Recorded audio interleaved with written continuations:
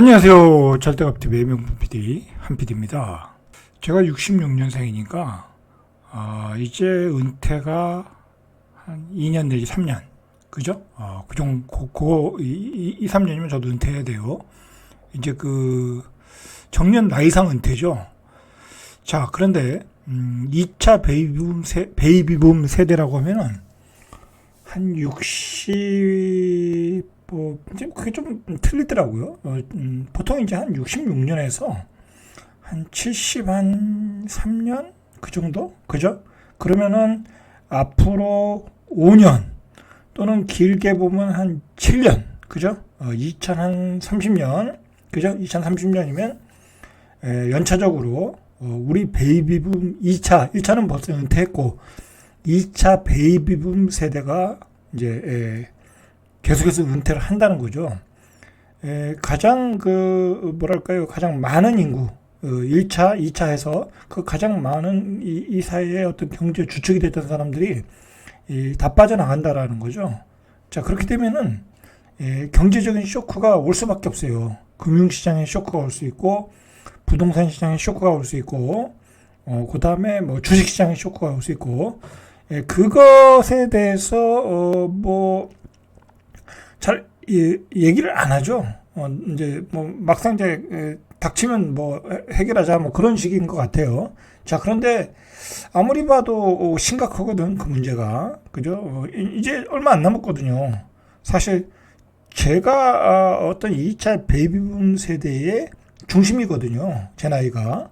그럼 이제 제 나이 사람들이 다 은퇴할 때 되면 이제 쇼크가 오는 거예요. 이제 경제 활동도 못 하죠. 그죠? 이제 사회 은퇴하고 나가서 아무것도 못 하는 거예요, 이제. 당연히 쇼크, 이제 여러 가지 그 관점에서 쇼크가 오겠죠. 자, 그런 것 때문에 이 한국은행에서 그 보고서가 나왔어요. 어떤 이제 박사회가 용역을 줬겠죠. 오늘은 그런 내용이에요. 그래서 이 핵심이 뭐냐면 이 박사님이 이 연구를 해보니까 일본의 그 잃어버린 30년, 그리고 일본의 한 20년, 30년 동안에 극심한 경기 침체의 원인은 고령화였다라는 거예요, 고령화였다. 그러면 우리도 고령화가, 우리 경제에 쇼크가 될 수 있어요. 소위 말해서 우리가 집값이 부동산이 폭락한다, 그거는 이제 저출산 고령화잖아요. 이제 그런 문제로 이야기도 하고, 경기가 안 좋아서 경기 침체가 온다 이제 그런 얘기도 하고 그러는데, 부동산이 어쨌든 폭락을 하면 경기 침체가 와야 되는데 지금의 상황에서는 경기 침체가 잘 올 수가 없잖아요. 그죠? 우리가 옛날처럼 IMF 때처럼 경제 위기가 오는 것도 아니고, 그리고 요즘은 금리를 가지고 내렸다 올렸다 하면서 자유자재로 이렇게 경기를 조절하잖아요. 또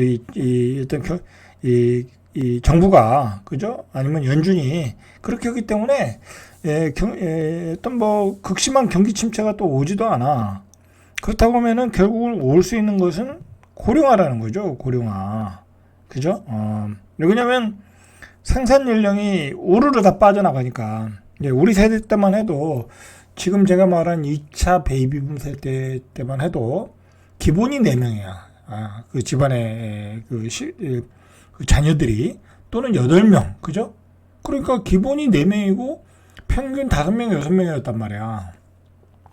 자, 그런 사람들이 결국은 그런 노동력을 가지고 우리 사회에서 경제활동을 한 거죠. 저가 노동력을 제공한 거죠. 그죠? 저가 노동력을 제공한 거예요. 그럼 6명이면 한 사람은 공장에서 일하고, 한 사람은 트럭 운전하고, 한 사람은 서울의 은행에서 일하고, 그러면서 각계각층에서 우리 경제의 구성원으로서 열심히 살았던 거야. 근데 그런 사람들이 이제 다 빠져나갔을 때 결국은 수요가 다 빠져나가는 거잖아요. 그죠? 말 그대로 제가 은퇴를 하면 이제 저도 이제 먹고 살기가 어려워지는 거잖아요. 그동안 월급을 받았던 거를 못 받으니까. 그러면 이제 경제 활동이 위축될 수밖에 없죠. 그죠? 그렇기 때문에 여러 가지 쇼크가 올 수 있다. 자, 그걸 한국은행에서 결국은 파악을 했는데, 사실 이런 얘기를 잘 안 했거든요. 정부가 나서서 이런 얘기를 안 했거든요. 근데 정부가 이제 코앞에 닥쳤잖아. 이 고령화, 초고령화 문제가 코앞에 닥쳤잖아. 그리고 이건 뭐 뒤에서 보겠지만 인구 현황판을 봐도 눈앞에 닥쳤어. 그러니까 커다란 쇼크가 올 수밖에 없어. 그죠? 그러니까 이제 소위 조금 부동산을 좀 잘 아시는 분들도 요즘 얘기를 해보면 야 이거 버블이 너무 많이 꼈다. 특히 부동산 쪽에 사실 뭐 집값이 올라가고 그죠? 서울의 분양가가 올라가고 서울의 집값이 올라가고 하는 과정이 뭐예요? 결국 많은 인구가 나왔고 그 많은 인구들이 좋은 입지를 찾으려고 그러고 서로 경쟁하듯이 뭐 그랬던 거 아니에요? 뭐 그래서 똘똘한 한 채로 결국은 폭발한 거 아니에요? 그게 결국은 꼭지의 징후가 아니겠냐라는 거 보면서 강남 아파트는 팔아야 된다라는 얘기도 하고 있는 거예요 지금. 그래서 파는 사람도 있더라고요. 뭐 그 말에는 완전히 동의할 수는 없지만 충분히 일리가 있는 얘기예요. 왜냐면 지금 강남 가서 좋은데 살라고 하면 40억. 아무리 봐도 31평짜리 아파트 40억을 주고 사면 내가 10억 내지 15억은 융자를 받을 거 아니야. 그러면 나는 평생 융자를 갚다가 가는 거야. 그냥 죽을 때 되니까 예를 들어 잘 돼서 그나마 잘 돼서 50억 됐어. 그럼 뭐냐고. 그러니까 그거에 대해서 비판적인 사람들은 그 40억이면 그거 팔아가지고 속된 말로 돈을 더 벌고 싶으면 어디 수도권에 가서 한 3, 4억짜리 아니면 5억짜리 집 하나 사고 나머지 미국 국채를 사든지 그죠? 국채도 사고 미국의 ETF 상품도 사고 지수 ETF 안전한 것들 있잖아요. 차라리 그거 사는 게 훨 낫다. 뭐 그렇게 얘기하는 사람도 있잖아요. 자 그리고 지금 인구 구조가 어쨌든 빠져나가는 그런 지금 흐름이니까 어쨌든 뭐 상급지는 그렇다 치더라도 중급지 하급지는 올라갈 수가 없을 거다라는 거는 뭐 어쨌든 시간 싸움이지만 그거는 뭐 명확한 거 아니에요? 그죠? 뭐 지방은 뭐 끝난 것 같고 제가 보기엔 지방은 끝난 것 같고 그 뭐 수도권의 외곽도 어느 시기가 되면 뭐 더 올라가기도 쉽지 않을 상황도 있어요. 그런 상황이 전개될 수 있어요. 이따가 이제 인구 상황판을 보시면 알 수 있어요. 자, 이게 이제 한국은행에서 나온 건데 최근에 한국보다 앞선 2006년에 초고령 사회에 일본이 진입을 했다라는 거야. 2006년에. 그래서 이 일본이 잃어버린 30년 그러니까 경기 침체로 들어간 게 바로 고령사회, 초고령사회가 원인이었다라는 보고서를 낸 거예요. 그래서 우리나라도 지금 초고령사회로 들어가고 있잖아요. 그죠? 그래서 우리도 금융시장에 영향을 끼칠 수 있다라고 한국은행에서 발표를 한 거예요. 그죠? 이 금융위원회의 인구변화 태스크포스 팀에서 발표한 자료에 따르면 한국의 그러니까 중간 연령이죠. 중연령 2022년에 44.9, 45세였는데 50년 뒤 63.4세로 올라간다라는 거예요. 중연령이. 그러니까 지금이 한 45세인데 뭐 굳이 우리가 50년까지 가면 뭐 뭔 의미가 있겠어요. 그죠? 어쨌든 중연령이 올라가서 50년 뒤면 언제야? 2070년 되나요? 그때 되면은 중간 나이가 63.4야. 그러면 길에 서울시에서 이렇게 보면 반은 노인네야. 그죠? 이렇게 된다라는 거야. 그리고 인구수도 뭐 2072년에는 3,620만 명으로 줄어들고 뭐 어쩔 수 없어요, 이거는. 그죠? 아니 뭐 우리가 1960년대 이런 인구였어요. 이 인구가 그동안 너무 많이 늘었어. 그죠? 너무 많이 늘었으니까 좀 줄어들어야 되는 것도 맞아요, 사실. 이제 그 충격을 어떻게 완화하느냐. 이제 그게 문제죠. 그래서 이런 급격한 인구 구조의 변화는 주식시장과 은행, 보험, 뭐 금융시장에 충격이 올 수밖에 없죠. 뭐 산업 전반에 다 충격이 올 수밖에 없어요. 앞으로 4, 5년 뒤에 출생할 수도 저출생이니까 걔네들도 안 나오면 이 뭐 유치원, 국민학교, 뭐 폐교, 폐업하는 유치원, 폐교하는 학교 쏟아지겠죠. 그죠? 충격이 올 수밖에 없어요. 자, 주식시장에도 영향을 줄 수밖에 없는 게 지금 우리 세대들, 뭐 저 같은 세대는 이제 주식을 하잖아요. 근데 저희 세대도 그렇게 주식 많이 하지는 않거든요. 내 친구들 보면 하나도 안 해. 뭐 주식이 좋은 건 아니지만 그래도 열심히 하다 보면 그게 기회가 될 수도 있는데 안 하더라고. 근데 요즘 젊은이들은 많이 하잖아요. 근데 이제 우리가 은퇴를 하면 우리 세대가 주식을 하던 우리 세대가 은퇴를 하면 이제 주식 잘 안 해요. 나이 들면 안 한다고. 또 위험한 재테크를 우리가 할 수가 없죠. 나이가 들었는데 뭐 거기다 대고 뭐 대출 받아서 주식하고 뭐 위험하게 단타치고 뭐 그럴 수는 없잖아요. 그죠?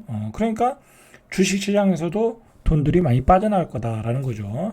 참고로 얘기하면 우리나라 주식 시장은 지금 위기야, 위기. 오늘 뭐 삼성전자가 오르긴 해서 뭐 지수가 굉장히 올라갔지만 다른 주식들은 완전히 IMF급 가격이야. 이건 뭐 완전히 저평가도 이런 저평가도 아니야. 아니 어떤 주식은요, 예를 들어 뭐 작년의 기준으로 보면 배당률이 7%야. 주식도 바닥이야. 시가 배당률이 7%야. 은행에 2배를 줘. 그런데도 주식이 안 올라가. 거래도 안 돼. 야, 그래서 뭐 그 회사가 망하는 회사도 아니고 그냥 매년 뭐 그 정도 수준은 할 텐데 배당을 조금 줄이긴 하겠지만 실적이 떨어져서 그래도 5%는 될 거 아니야. 지금 경기가 바닥이니까 올라가다 보면 뭐 7%, 8%도 될 수 있잖아요. 그런데도 주식을 안 사. 그리고 우리 젊은이들이 우리나라 주식을 하질 않아. 왜냐면 우리나라 대주주들이 완전히 도덕성이 뭐랄까 이 소액주주를 이 소액주주에게 아무런 배려를 하질 않아. 응? 완전히 소액주주들을 자기 뭐 하인처럼 생각하는 사람이고 완전히 대주주가 강권으로 막 회사를 운영하다 보니까 배당도 안 줘. 뭐 소액주주에 대해서 어떤 뭐 그런 뭐 여러 가지 혜택을 주질 않다 보니까 우리나라 사람들이 우리나라 주식을 투자할 일이 없다. 뭐 주식도 안 올라가고, 그죠? 그리고 뭐 떨어지도록 뭐 계속 그냥 놔두고 자기들이 이제 상속을 해야 되니까 자식들에게 상속을 해야 되니까 그러니까 주식이 완전히 뭐 그 회사의 가치보다 더 낮게 평가되어 있는 경우가 많아. 그러니까 뭐 좋다고 샀는데 안 올라가니까 그냥 다 미국 주식으로 가더라고요. 자, 이제 그래서 우리나라 주식이 좀 위기에 있어요. 그런데다가 이제 이 고령화 때문에 주식도 안 해. 그나마 이제 우리 나이 지금 제 나이 때 우리 베이비붐 세대 사람들은 우리나라 주식을 하잖아요. 미국 주식은 좀 생소하니까. 근데 그 사람도 다 떠나. 젊은이들은 주식 안 해. 그러니까 완전히 우리나라 주식은 그냥 무주공산이 될 가능성이 많아. 큰일이에요, 사실. 그러니까 정부가 지금 뭐 밸류업 프로그램을 만들고 난리를 치는 거야. 그러니까 외국인은 옛날에는 뭐 이것저것 많이 샀거든요. 저평가되어 있다고. 이제 그런 거 안 사더라고. 외국인은 그냥 오직 그때 트렌드가 되는 주식만 사더라고. 요즘은 반도체가 트렌드니까 반도체는 뭐 삼성전자하고 하이닉스, 뭐 한미 반도체 뭐 그런 거만 사잖아요. 그죠? 예전에 2차 전지 할 때는 뭐 2차 전지만 사고 그건 다 이익 실현했고 그러잖아. 그렇게 되고 있다니까. 그런 게 문제다. 자, 뭐 그 얘기는 그렇고. 자, 이렇게 해서 중장기적으로 이런 영향을 줄 수 있다라는 이제 보고서가 나왔어요. 그래서 이 금융연구원의 자료에 따르면 이제 이 한국은행에서 했던 일본은 고령화로 부동산과 주식시장, 금융업에 커다란 지각 변동이 나타났고 결과적으로 인구 감소와 고령화가 맞물리면서